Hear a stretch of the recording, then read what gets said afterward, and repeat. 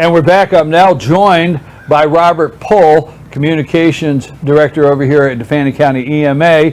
And folks, yes, we have a serious situation in the wildfires in the National Forest in North Georgia. You are hearing about burn bans, and you're hearing about burn bans, you're hearing about the forest fire, and we're going to get you some updates this morning. We do have a representative from the United States Forest Service that we're going to have 5 or 6 minutes with right after Mr. Pohl here. But hey, Mr. Pohl, thank you. I know you're busy. Don't mean to pull you guys away. This has been a stressful time up here with these forest fires. Thank you, Mr. Pohl, for being on here. You bet. Thank you. Our first and foremost thing is the citizens. We get the United States Forest Service, and we do know a lot of what you do and the EMA is doing would defer to them. Mm-hmm. But obviously, the citizens of the county, the residents, are probably looking to you, the EMA, for answers. Explain a burn ban. I mean, it sounds self-explanatory, but give full details of the burn ban in effect. Right now, at this time, you cannot burn anything outdoors. You know, normally you can burn natural vegetation outside with a permit from Georgia Forestry. Right now, they're not issuing permits, and we have a countywide burn ban. You cannot burn anything, including a campfire. As unfortunate as that is, even if you're up here camping, no campfires. It's been so dry and the humidity is so low. Today is going to be especially challenging with the winds, gusts up to 25, 30 miles an hour. So even something as small as a campfire can pick up an ember and take off and, you know, cause multiple other ground fires. So we're really concerned with the wind, the mixture, the drought, and the fires that are going on right now. So the burn ban, we're talking about a campfire. We're talking about burning the leaves in the backyard if you rake them. Everything. It's a complete burn ban. Everything. Doesn't matter if it's in a barrel, a pit, a campfire, anything. You cannot burn anything outdoors at this time. Okay, now how let's talk to the citizens. How should they be concerned? We are seeing the heavy smoke. We are seeing, we can smell it.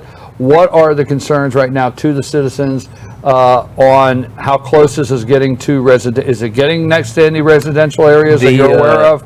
The closest it's come is to the Jones Settlement, which is out at the end of Highway 2, pretty remote area. And we were contacted by the fire management officer from U.S. Forest Service, I believe November 1st, and we sent an engine, a tanker, and a brush truck, and initially 7 personnel. We dropped that down to 3 to 4 that night, and we stayed all night by some structures. They do have some isolated structures out there, small cabins, no power, water, you know, just old small cabins. And we stayed there and just watched those structures. And the next day, they moved us out. The fire had burned out. They had lines around those structures. So the residential areas right now, it's been contained to a point where the residential areas are not in a threat at this time. Yes, correct. But that's where the burn ban is very important to pay attention to that. Let me ask you something else also. I know you may not know all of them, but off the top of your head, do you know how many other counties surrounding that is all in North Georgia in a burn ban? I know you can't speak for them, but you guys are obviously in communication with a lot of them. I looked at a map the other day. In fact, it's on our Facebook. We try to keep the citizens updated best we can through our Facebook. And what's the name of that Facebook page? If you'll search for Fannin County Emergency Management Agency, it'll pop up. Fannin County Emergency Management Agency Facebook page. Just like our page, follow us, and we try to keep it. Right now, there's several maps on there, and I believe I put one on there that had the counties that were under a burn ban, and a lot of the whole state is under a burn ban, other than the coastal area. Have you guys been communicating with some of the other surrounding counties, because the forest does touch on several counties? Are you guys all in communication, know where everything is moving? Our fire chief, I believe he said there was as much as 5 agencies involved at this time with this one that's burning now, so they're all in communication with each other. Especially for mutual aid. If something were to happen and it overwhelm us, we have mutual aid agreements with surrounding counties that we could even utilize their resources if they had them available. How is Fannin County assisting? What is Fannin County's role, and how is Fannin County assisting the United States Fire Service? We don't do anything unless we're requested by them. And when we sent those crews out and the engine and the tanker and the brush truck, we were requested from them to come in and watch those structures. So pretty much we just wait for them to request our assistance. It's their jurisdiction, it's on national forest. And when they request our assistance, we will provide it in any way we can, in any capacity we can. With these high winds, and we're feeling winds this morning, and with a total burn ban, and if somebody does not follow that and a fire starts, what should people report? How can people communicate to you if there's something they see or something they need to make you aware of? They can call 911, or they can call, we have a non-emergency number for our 911 center, which is 706-632-6022. But if they can't remember that, just call 911. Especially today with these winds, it can get out of control quick with the out of control quick, and we want to stress campfires. I mean, zero burn. No burning whatsoever. Sir, thank you very much. We appreciate it. We've got the emergency management here in Fannin County. We're going to take a brief break, and we're going to bring in a representative from the United States Forest Service that's going to tell us actually what's going on inside the fire area, and as soon as but total burn ban. Not even a campfire. You heard that here. Call 911. It could get out. If you see a small fire, we don't want to say alarm. I mean, I don't like to say that, but with the winds, it could get out of hand quick. Thank you very much, sir. I appreciate it. We're going to take a brief break. We'll have a representative from the United States Forest Service with us to talk about the Cohutta wildfires.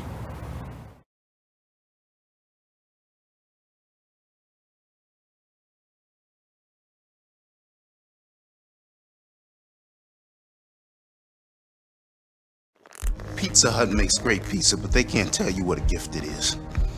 I can. They took a grilled cheese and combined it with stuffed crust pizza. To think, I almost wasn't here to try it. How did you? It's not important, Jan. What's important is that I watched the sunrise this morning. Then I got to stand in a room filled with this pizza. And later I'll stare at the ocean. Or maybe I'll learn Russian. Or listen to jazz. Or try my hand at needlework, or open a door for a beautiful woman, or read a human interest story, or make dessert wine, or ride a wild horse, or experiment with watercolors. Eat every slice like it's your last, especially you, Doug. Especially Doug, right? You care about Doug. The grilled cheese stuffed crust pizza, proof that no one outpieces the Hut.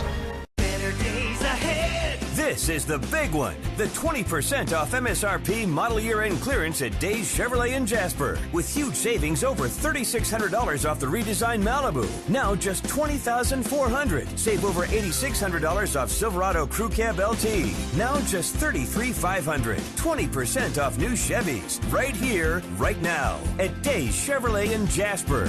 Better days ahead. Days Chevrolet. Find new roads.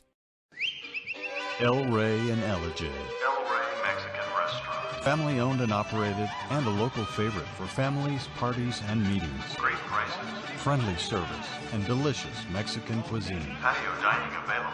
Come sing in Carlos's Cantina every Friday 9 to 1. Eat in or take away. Same location for 14 years. Open 7 days at the corner of Maddox Drive and 515.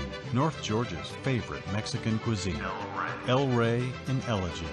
Pizza Hut makes the best pizza in the entire universe, but they won't tell you that. I've been marooned on this planet for a while now. You are an impressive race. Your children know excellent hiding places. Your oceans aren't filled with lava. And you figured out how to combine a grilled cheese sandwich with a Pizza Hut pizza. Surely interstellar travel will soon follow, and then I can finally get back home. Round. Round like home. The grilled cheese stuffed crust pizza, proof that no one out-pizzas the Hut.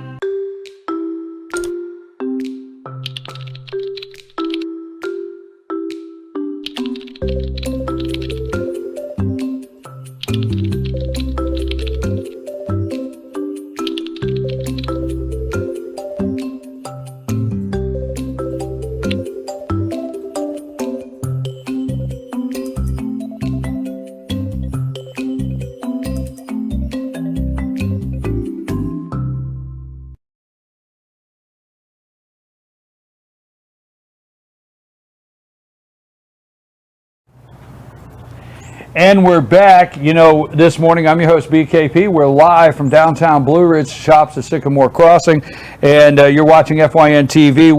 We are taking very serious. We've been putting on FetcherNews.com on the Fannin County site and sharing it on Facebook. Laura Love has been writing stories there, trying to keep everybody in North Georgia updated on the Cohutta wildfires in the Cohutta National Forest. So we just finished with Fannin County EMA, talking with them. We now are happy to be joined by Susan Blake, Public Information Officer for the United States Forest Service. Thank you, Ms. Blake, for being with us this morning. I know you just got in as part of the team, and you're waiting on some briefings, but give us some generalities.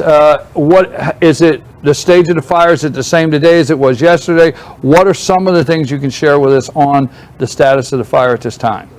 Well, as I understand it, this morning there was minimal fire growth last night. So it was 2,900 acres, a little over that yesterday. So it only grew about 400 acres overnight. So it grew 400 acres overnight, minimal change in that. Now,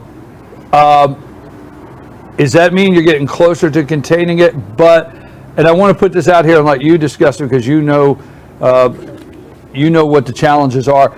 We have 20-mile-an-hour winds, which obviously has to be something that is a challenge. Some different weather patterns. What are you up against with the weather? Well, today is a red flag warning day. So that means we have high winds and the possibility of spreading. So that is a concern for firefighters, operational people. So we're taking that into consideration. As early in the morning, you'll see less growth, but as it warms up and the relative humidity lowers, then the potential for spreading is increased. How many generally, without putting you on the spot on solid numbers, how many people are involved in this trying to contain this fire? Well, it's well over 100 people now, and other resources have been called in, other equipment. So those have been ordered, and they're en route. So we have at least 100 involved, engaged now in trying to contain this fire and get it out. But you say other equipment and other resources have been called in. Can you share who that is? What kind of equipment? Like engines and aircraft and any kind of dozers to help and reinforce the lines. Of course, it's in the wilderness, so we have to do minimal impact suppression.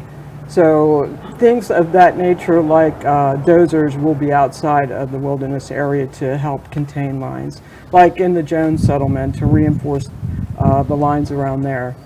Well, yes, we were talking about the Jones settlement earlier, because I asked the gentleman from the Fannin County EMA if any residential areas had been impacted or concerned at this time, and he said out in the wilderness area, Route 2, all the way at the end, that the Jones area was the only area that there was some minimal concern. Are you hearing, I know you just got here and you got to get over to a briefing and you only got a couple minutes, are you hearing of any residential? I know that's what our residents want to hear. Are you hearing of any residential areas, or do you see it spreading in a area that residents should be concerned? Currently, they're reinforcing those lines, and they're monitoring those lines day and night. So right now, they think they have it in check, and they continue, like I said, to reinforce those lines. How big is this fire? Well, as I said earlier, it was a little over 2,900 acres yesterday. It grew approximately 400 acres last night. How many counties, or is it how many counties is this encompassing? I understand it's mostly in Fannin County. Mostly in Fannin? Mm-hmm. How many agencies get involved? How does the Forest Service, the United States Forest Service, how do you use the local resources that you have, and how many agencies do you think are involved? Well, I can't tell you exactly how many, but I'm on an incident management team. We just came in this evening. The team is composed of various people from all different agencies, and that includes state agencies. We also work with the local county. You had the EMA people in earlier. Yes. So they were at our meeting last night, the brief, and we work closely with them on the incident, and that includes with local EMTs in case there's an incident. You know, everything is staged to prepare for any advancement, any incident within an incident, and they were definitely at the meeting, and we have constant contact with them. Without some information, I keep reverting to, she just came in last night and has not had all the briefings, so we're going to be fair to you, and we apologize for putting you on the spot for some of the questions. But a fire much like this, do we feel comfortable it can be contained within a matter of days, or do you know how long before we can get this contained and out, and what is generally here? Well, you can't really speculate on the fire because it was in a backing down mode initially. It gave a different signs and symptoms, and basically it's really dependent on the weather and the vegetation. And as the weather changes, like today, and we're going into red flag warnings, we have to see what the high winds and lower relative humidity does. So we're preparing for that. They have strategies and tactics. That's why they've ordered in more resources to assess and prepare in case there is an increase. And like I said, they continue to reinforce containment lines. Well, I know your focus is in there in the fire, in the area that the fire is taking place, and the local level does a lot of the fire ban enforcement. But stress one more time for our viewers, although we did it earlier, the importance to adhering the fire ban, listening, and just, tell us how important that is to adhere to that, and what is a total fire ban? Well, the fire ban on the Chattahoochee Oconee means that if you're going to build a campfire, it has to be in a developed recreation area in a metal fire ring. So it would help us out if people would comply with that, because if there is another fire that occurs out here, then we'll have to take resources to work on that fire. And right now we want to focus on one thing, and it's this fire, and we'd ask the public to assist us in that, in complying with that restriction. Well, we got to get you out there. We can't say enough of how much we appreciate you taking your time to do this, and we thank you so much. How do people keep up with information about this? Is there a web page? Is there a website? Where can people go to keep up with the status of the fire, or keep up with current information on the status? Well, they can certainly go to the Chattahoochee Oconee website. There's a news and alerts section there, and news releases will be posted there. We also send them out to the news media. The Chattahoochee Oconee has a Facebook page, and all the fire information will be posted on the Facebook page.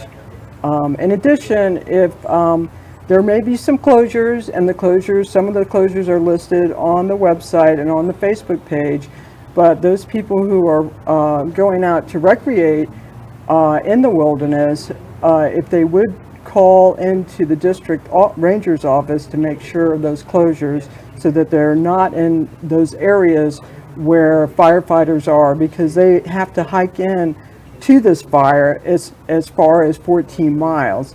And so there's a lot of activity going on. It might impact recreation, and we ask visitors to check with their district ranger office or online to make sure about closures. Thank you so much. As we are taking this serious here, and you, as well as you should too, we have this information for the Fannin County EMA and the United States Forest Service. This is a serious fire. There's a total fire ban, you heard earlier, and you have the information to keep up with the details. And I know if you go to FanninCountyFetcherNews.com, Laura Love is keeping those details up too, also there on the webpage. So we thank you very much. When we come back, we're going to take a brief break. We're at the shops at Sycamore Crossing in downtown Blue Ridge. We'll be back after these messages.